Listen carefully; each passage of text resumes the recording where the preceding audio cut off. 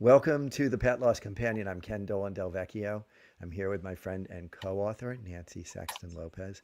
And this is a program that we do every Thursday from 6 p.m. Eastern Time till about 6:30. And it is an opportunity to have a dialogue, essentially, with audience members. The program is based on the book that we wrote called The Pet Loss Companion, Healing Advice from Family Therapists Who Lead Pet Loss Groups. And a lot of what we do on the program is we share correspondence that we receive from audience members. And you can write to us at the following email addresses. For me, kenddv at gmail.com. For Nancy, nsaxtonlopez at csmpc.com. And I realize I'm saying this stuff fast, and I'm doing that because all of it, all of the content in the beginning here is in the description that accompanies the program, but I will run through it just as a quick reference for you. If you write to us and you'd like to allow us to share your content, please just let us know that. If you write to us and you prefer that we just respond to you and not share on the program, let us know that as well. And one or both of us will respond to you in any case. You can support our program in a number of ways, one of which is to subscribe to our new Substack, where we show the text of the correspondence that we have with audience members. So the text that we get, how we respond, and all the beautiful pictures that you send us. And sometimes the correspondence is just one or two notes, and sometimes it's a whole bunch, depending on the times that people write back to us and we write back to them. You can support our work also through a contribution on Venmo or PayPal or a monthly subscription on Spotify for either $1 a month or $4.99 a month. And this program is a Friend of Dakin Humane Society, which is an adoption and rescue shelter in Springfield, Massachusetts. And they not only do that work, but they also do a whole bunch of programs for the community, one of which is a monthly pet loss support group that I facilitate on Zoom. It is of no cost to the participants, so it doesn't cost you anything to participate in. And the link is included in the description. And it runs on the second Tuesday of the month from 6 p.m. Eastern Time to 7:30 p.m. Eastern Time, and you can join from anywhere in the country or anywhere in the world. And I say that because people have asked me from outside the country, can we join? And you certainly can. And actually, it's very interesting because there are all different kinds of perspectives that people bring. If you RSVP and you decide that you are then not able to participate in the meeting, please just send me a note and let me know, because we cap the meeting and we would like to reopen the registration so another person who is able to attend can join us. Please consider subscribing, giving a thumbs up, giving a comment if you haven't done so already, because that helps the algorithm raise the visibility of the program for those who may find it useful. So again, if you haven't subscribed, we really appreciate it if you would. If you give a thumbs up, which Kate already has, thank you so much, Kate. That's always helpful. And the final thing we want you to know is that we have an affiliation with a business called Bereave. And Bereave makes these really nice, finely crafted granite memorial plaques that are going to bear any text that you'd like on them, and also an image of your beloved pet. And if you purchase a plaque through the link in our description, the description of our program, we will get a little kickback from the cost of the plaque. And so that's just another way you can support us. And I think Nancy is going to show us the sample that they I gave us. have Bailey. Bailey, that's right. It's really beautiful, very heavy. It It's is. It's really a great. beautiful It's piece. great. And when you mentioned Bailey a few minutes ago, I was like, who's Bailey? We have but, there, Bailey but every there's week. Bailey every week. I totally forgot. So Nancy's going to get us started.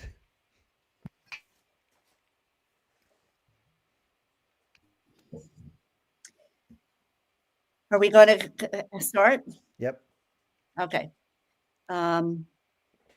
Okay, so we have two stories tonight. I'm going to start with Guillermo. I hope I'm pronouncing that right. I think so. And his Porky. And we do have an update from Heidi with Honey. And they're both pretty long, so hopefully we can get to both of them. Mm-hmm. But I'm going to start with Guillermo. Um, Hi, Nancy and Ken. First of all, thank you for all you do.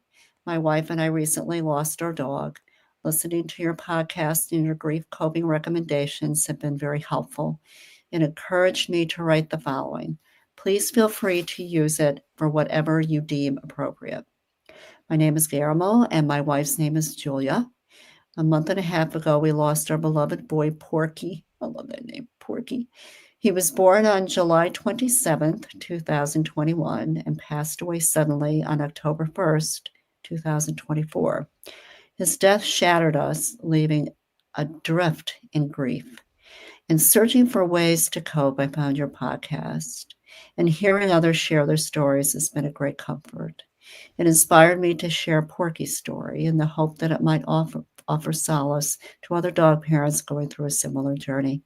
Please feel free to share it if you think it may help others, though his passing was traumatic and may be difficult for some to hear.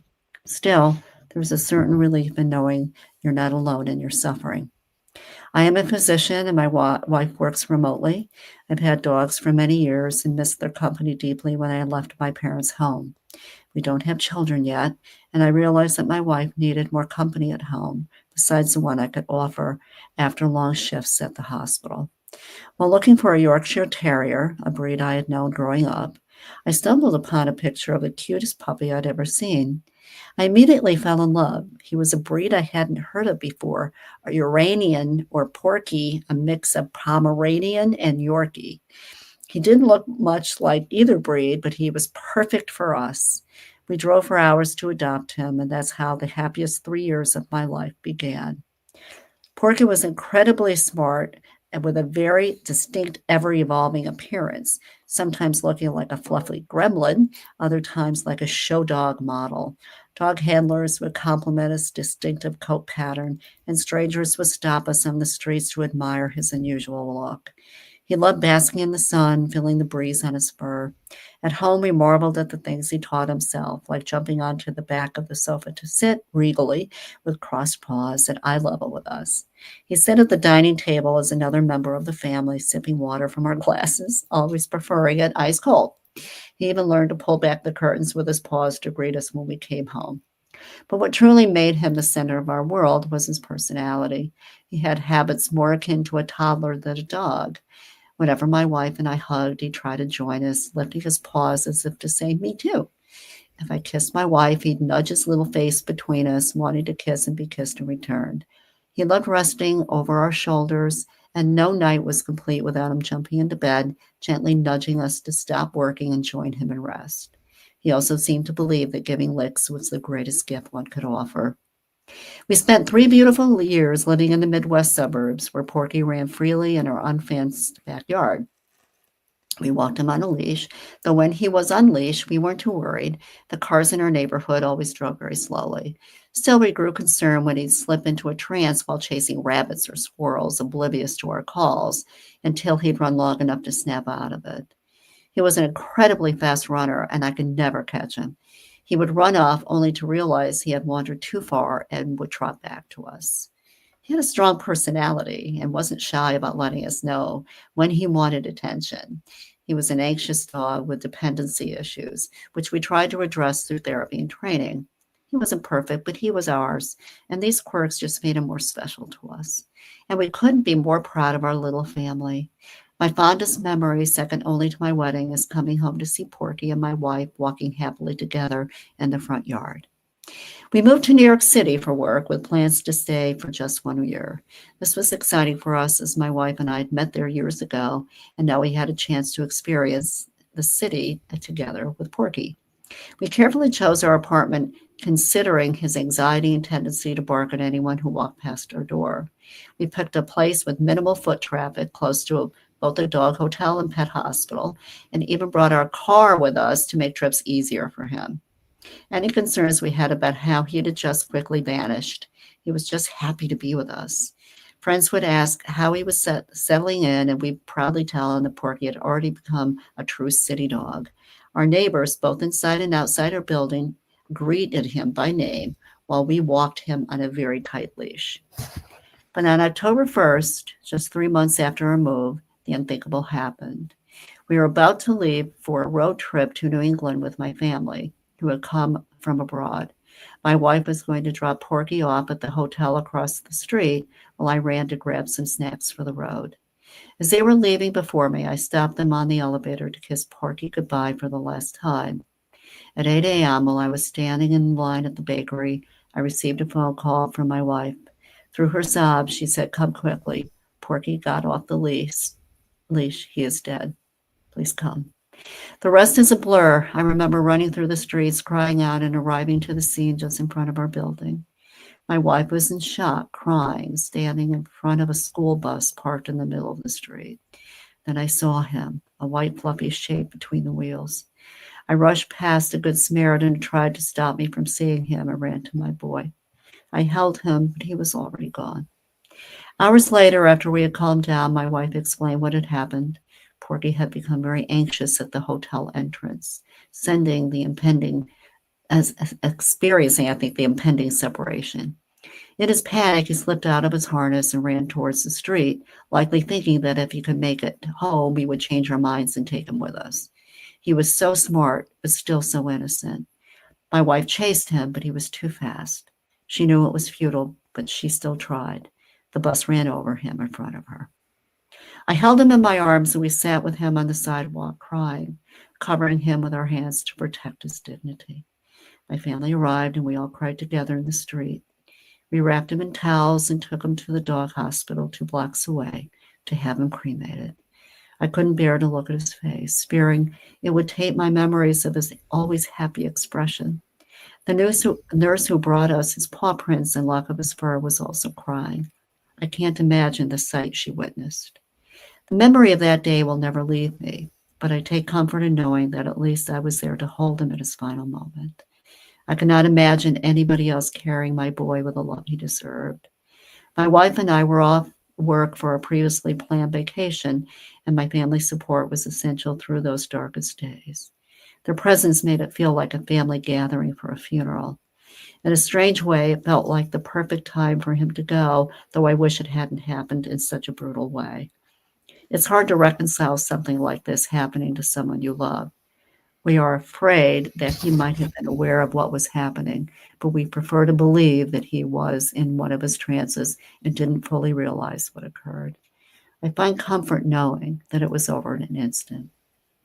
Afterwards, we spiraled into a cascade of guilt, questioning everything, from our decision to move to New York City to our ignorance about the fact that some harnesses aren't secure enough, and as we later learned, dogs can slip out of 2-point harnesses.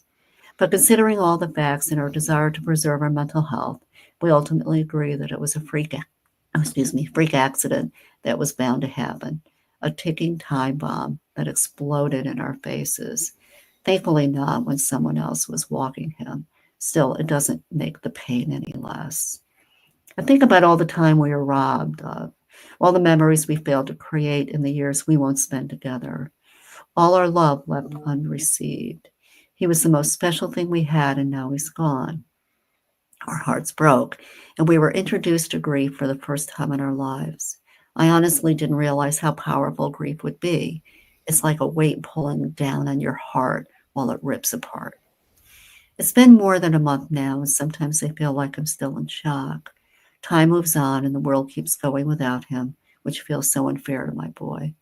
To many, he was just a little dog, one of many, but to us, he was extraordinary, joyful, unique, and so deeply loved. We're doing better, though we still have our moments of breakdown. I frequently cry in bed after I realize he won't be joining us or coming back from work while I walk past the corner where it happened. We regularly leave flowers at that place 60 feet from our doorstep. We've also created a small memorial with his pictures and flowers, mementos, and a candle we always keep aflame. We treasure everything he touched and cherish every memory we have of him. I've been seeing a therapist and hearing from others who have lost pets. They all agree that the only answer is time, waiting for your heart to heal. In the meantime, I've had many dreams of him. At first, he would visit me in my dreams, and reality would hit hard when I woke up. Now, even in my dreams, I'm aware of his passing. The dream that brought me the most comfort was the one where the bus stops for him. He gets and climbs aboard and leaves, never looking back. As my wife says, my brain is still adapting to the loss, but I fear it may work too well and eventually the hurt will stop. Though this has been the most painful event in our lives, we've come out stronger as a couple and have made additional efforts to be there for each other. It's also made us realize just how much love we have to give, and we are desperate to provide it. Before Porky passed, I thought about getting him a sibling, but having two dogs in this city wasn't an option for us. After his death, I began checking the breeder's website and discovered two things. A, to our despair, Porky's parents had been spayed. B, his sister, who had been adopted by someone else, recently had a litter with a Pomeranian, and they were seeking families to adopt the Porky puppies. I certainly didn't think it was the right time to bring another dog into our lives. Our wounds are still too raw. But we found ourselves in one of those now or never situations, as a sister would likely be spayed afterwards. And to be honest, I felt a primal need to bring a piece of our family back home. We're planning a trip to Chicago soon to pick up Mickey. We know that no dog will ever replace our Porky, and that a new puppy won't take away the pain. But my God, I hope it will help ease the emptiness we feel. And it fills me with joy to think that, in a way, we will be preserving the legacy of our boy by sharing our love with his nephew. Amazing story, right? Yeah, so sad. Very sad, but they're working through it. The interesting part for me was that they went through the guilt, but then they realized, hey, it was an accident. And you know how many times that we've had stories with accidents. Um, and they're thinking through, yes, they're a little concerned about getting Mickey, but at the same time, as they said, this is a do or die situation, right? I mean, how that's going to happen. So they are going to go and get him. And you can grieve and you can love at the same time. Yeah, and I like that they together made a decision to have a way of understanding what happened. That these things happen, it's an Hmm. accident, there's nothing they can do to change that, and they held on to that. They're Yeah, trying not to be too focused on the what ifs, the what yeah. what we should have, all of that. And I think sometimes people can do that. They can decide on a narrative for what happened, and that can be really helpful. And I appreciate their stating that because it's a really powerful example. Mhm. Some people can do it. Some people just sort of can't hold on to that. Yeah. I've mentioned that one of the ways that when my dogs died, and I would go into the what ifs and should have and could have. One of the things I would do, and we all have our mechanisms, is I would look at the boxes with their ashes, Yeah. and I would just say, no amount of obsessing is going to change the I fact know. that they are not here. This is what's left of them, and their spirit has moved on. And so we try to find mechanisms to help ourselves understand that the loss has happened. There's nothing we can do about it. And Mhm. the only thing we can do is move on and try to heal and hold on to the memories. It's also very interesting, the dreams that Yeah, he we've had. had quite a First, few.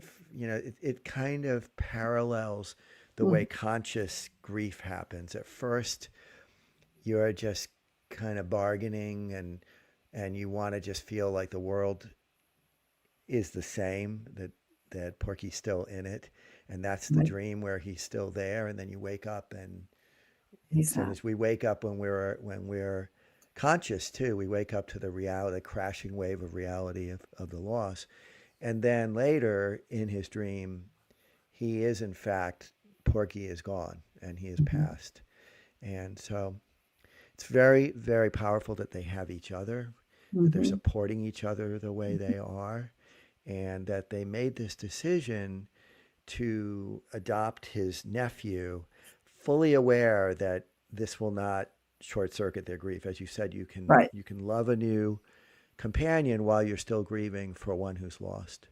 Well, It's a great, like the last step of mourning is to incorporate the loss into your day-to-day life, yeah, right? yeah. And it You will just take live a with it. period of time. I'm glad he's in treatment, right? He's Yeah, has a yeah. therapist.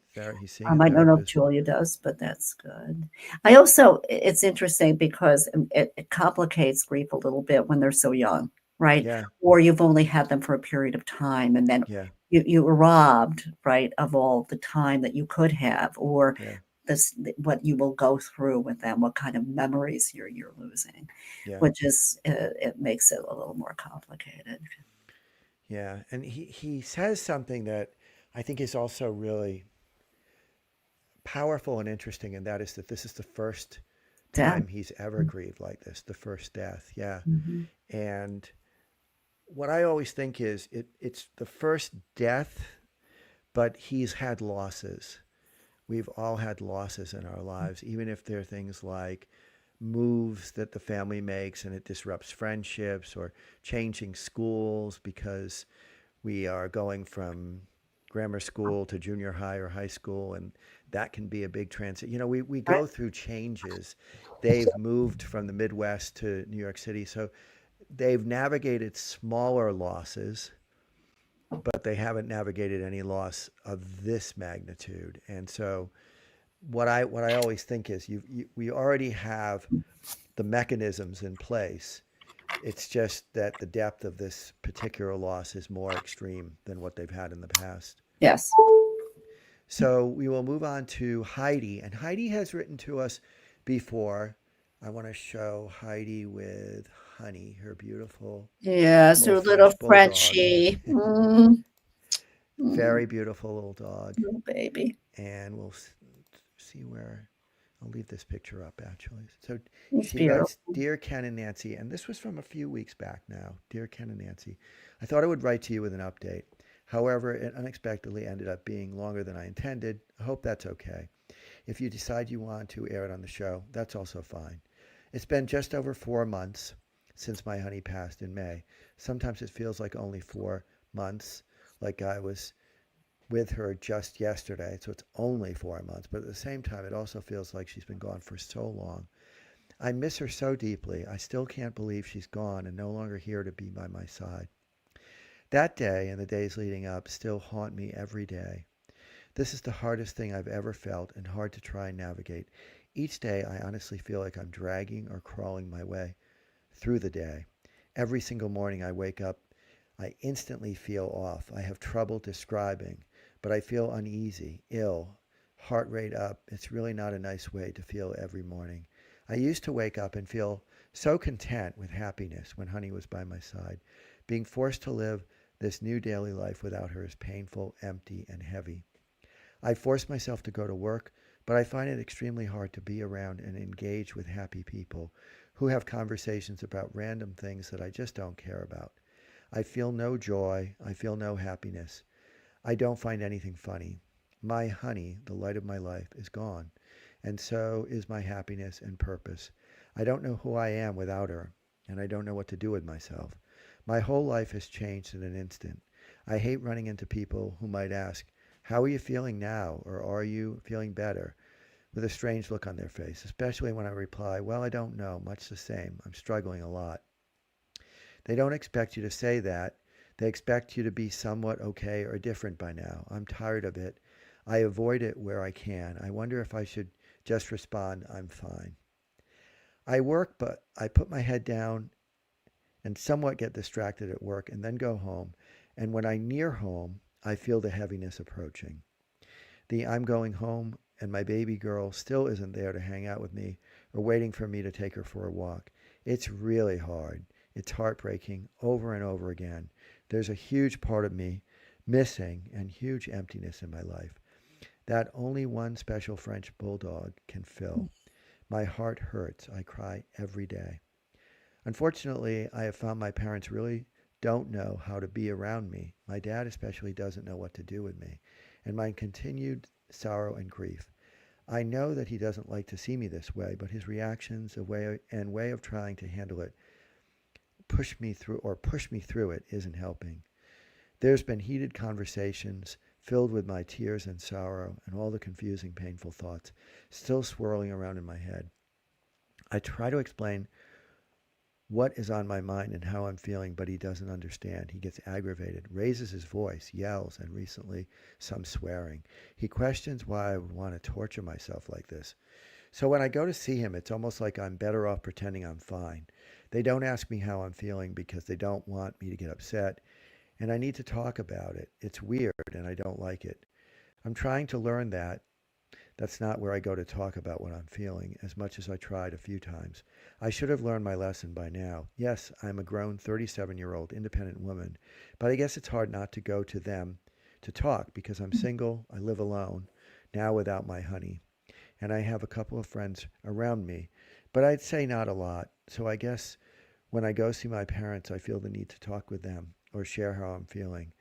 And now we don't so much. It's more of an awkward, quiet time talking about random other things that don't mean a whole lot to me right now. I still find it impossible to walk alone anywhere we used to walk together around my house and streets. I try to drive to places I've never been instead to walk or run. I also can't bring myself to sit in my living room anymore. Just sitting on the couch all by myself just feels strange and empty, and I avoid it altogether. I am trying a few different avenues to try to help navigate my way through this. But I must say, I do find myself overwhelmed at times too, and not a lot is getting done around the house, unfortunately. But I just let it be. Things will get done when they do.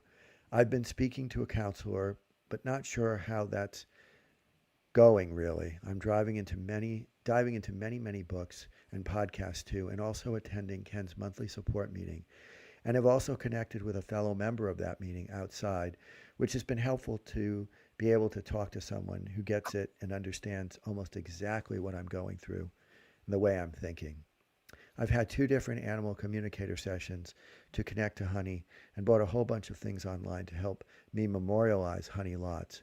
I even got a tattoo of her name and the shape of her beautiful French ears. The sad thing about that tattoo is that I had already booked it when Honey was with me, purely because she meant so much to me and I wanted her tattooed, and we had just been through some tough months together, so it was locked in. But the booking ended up being a few weeks after she passed. I ended up having to postpone it because it was all too much at the time for me to handle, but I now have it.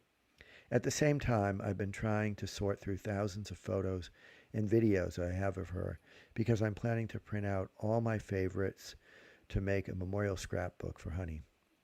It's difficult at times and taking some time with everything else that's going on in my head and grief. Things just seem harder and slower at the moment. Days go by and I'm not even sure what I accomplished. I sometimes feel bad and hard on myself because I haven't completed this scrapbook of memories yet for her. I'm unable at this stage to look at photos and smile yet. I still feel numb, so sad and possibly still in shock too. I find myself getting little signs from my girl along the way, lots of feathers and butterflies, and a few other specific things, but each time I break down in tears. I say thank you to her for sending me a sign, but I still cry. I find myself still selfishly wanting her physical self back here with me. I've had a couple of glimpses in my dreams, but I always want more. I've had a pretty bad nightmare also where I woke up crying. On September 1st, I was faced with the difficult day of Honey's 12th birthday. This was a hard day because since having some difficult months together at the end of 2023 and the start of 2024, I had talked to her every day about her upcoming 12th birthday and what a big celebration it was going to be with a purple cake just for her. This day was approaching now, and I was alone without her. It fell on my day off, which would have been just perfect to spend the day with her. I miss watching her rip through the paper to open her presents. She would spit the paper aside with each tear. I ended up making purple human cupcakes to celebrate her, but stuffed them up in my sad state of mind, I guess. I wonder if that means she ate them. I'm not sure. I decided to go to the Royal Botanical Gardens for the day. I took my special purple cupcake and Honey's ashes, her collar, party hat, and birthday top she used to wear, in my journal. The weather wasn't any good, but I had my heart set on going there.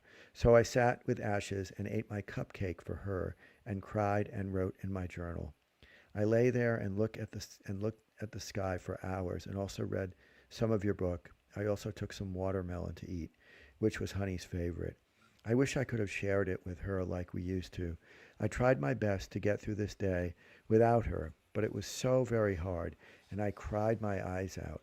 I missed her so much, and I wish she was there with me so much. I watched others walk past with their dogs, and it just felt so unfair. She would have loved it there. We never got to go there together.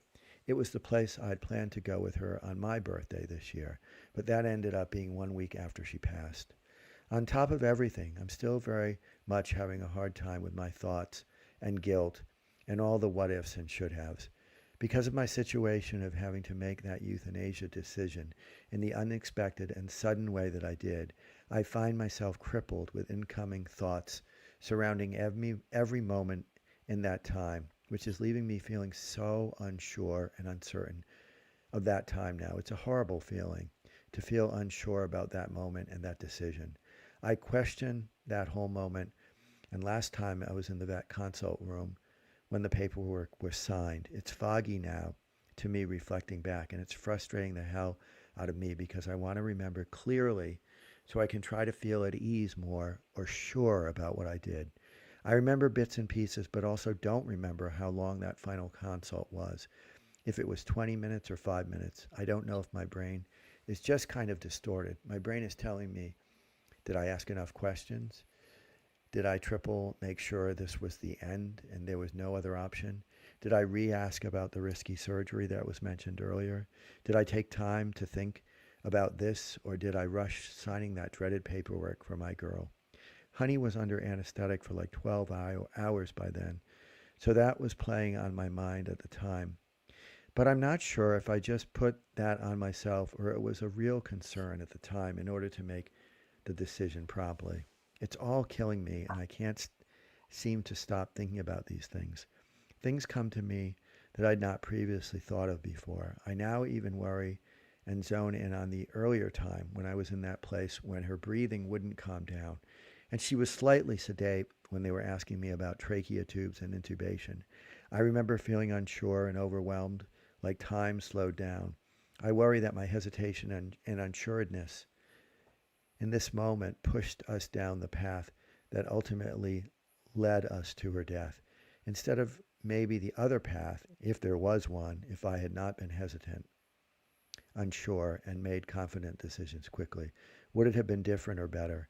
It hurts my heart so much to have these thoughts continually float through my mind, questioning if this was all too rushed.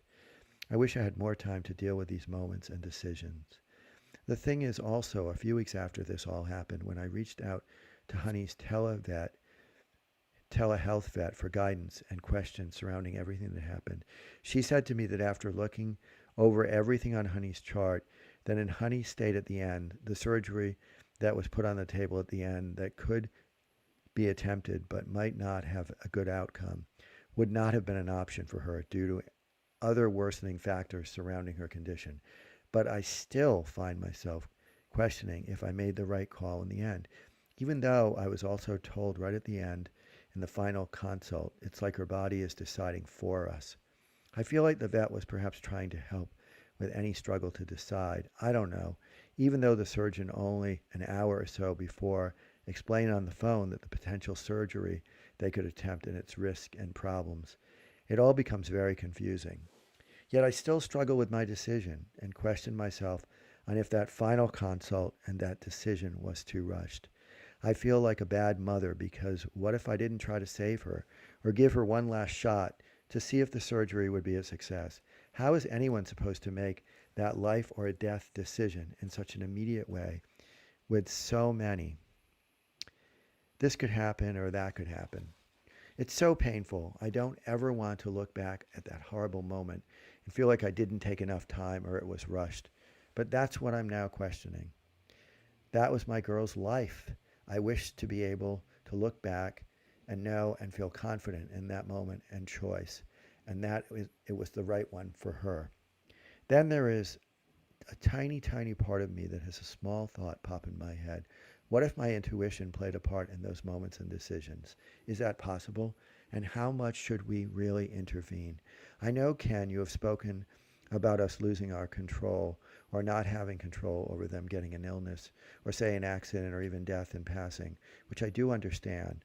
But what I have a hard time with is I was still offered the control by the vets right till the end, putting a potentially risky surgery on the table as an option to try alongside the other option of euthanasia and asking me what I wanted to do.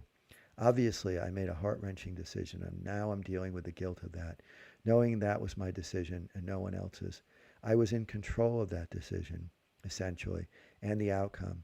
And I feel like she's not here because of me and my decision. And I have that level of thought that I killed her. And I don't know how to believe or say that wasn't in my control. Any further advice or assistance on this would be appreciated. I then find myself having thoughts like, I wish Honey took it out of my hands. If she maybe she had passed on her own without me having to make that call.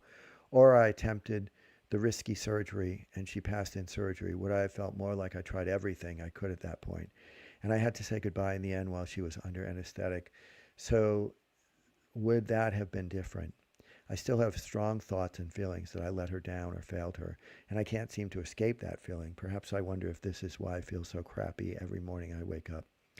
At the moment, I think, could I ever really do this again? I'm not sure that I would be able to go through this again. It feels so risky and scary to me to love this deep again. I don't back myself or feel confident anymore, doubting all my fur mum decisions along the way now. I know that sounds bad, though, for all the animals in need of homes out there, and especially sad coming from me, a huge animal lover. But it just hurts so much. I even questioned my choice to have her last cancer lump removed only 3 months prior to her passing now. Should I really have put her through this? Did it contribute, or is it linked to this end? Her recovering from that turned out to be her last months in this world with me. I wish it could have been nicer and more normal for her. Unfortunately, as you can see, I'm still burdened with immense sadness and guilt and unsureness and confusion about her passing. This type of passing, I feel, just adds a whole extra level, I think, to grief. I'm no expert on grief, of course, but it's just how I feel. Not to mention also that extra level added with regards to a griever who is left behind, who perhaps like me lived alone with their beloved companion, no kids, no partner, and now their whole world is gone. It's intense. It's so very hard, awful, and lonely. Warm regards, Heidi. Wow, that's a lot to unpack, That right? is a lot. That is really a lot. And Heidi, thank you for, updating us. First, you are the best pet parent. I know that you don't feel that way right now. And also, you gave so much to her. Your life was her. And as a heart dog, that makes it very, very difficult because the guilt is just astronomical. However, it's what, almost 5, maybe 5 months now? 5 months. Because we got her letter, what, a couple weeks ago, right? Yeah, and I can tell you, she's doing a little better because she was in our meeting on Tuesday, a week or so ago, and she was doing a little better, It and takes time. other people noted that. I wanted to also return to her question.